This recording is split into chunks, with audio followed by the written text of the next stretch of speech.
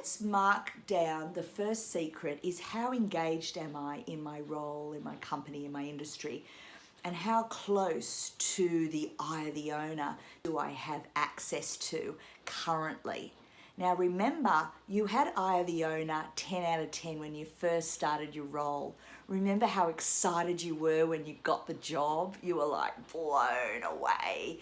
And now that you've had the job and you've been able to have access to either the industry is on a bit of a downer and maybe that's disengaged you down to a 9, and perhaps the company is not going as well or treating you as well as you'd like, so maybe that's brought you down to an 8, and then say your role has got a bit stale and boring, so now you've dropped down to a 7.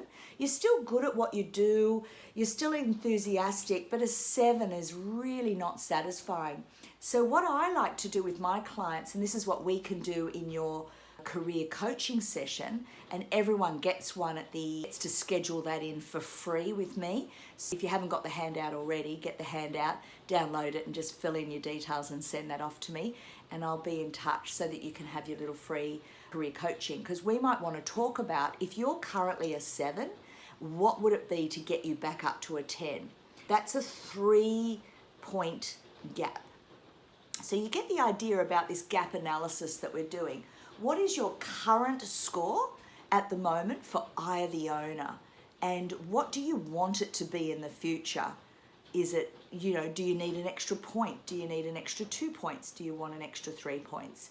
That is what we will discuss, and we'll talk about some strategies around getting that dialed up for you so that you can really enjoy your role, your company, and your industry way more. Things like what you can do is set goals for your role and treat it like a business. So having the eye of the owner, what you do is you create a little mini business plan for your role for the year ahead, taking your KPIs or whatever the business has set for you and using that as your base, and then see what you can do to create more value for you, but most importantly, more value for your company.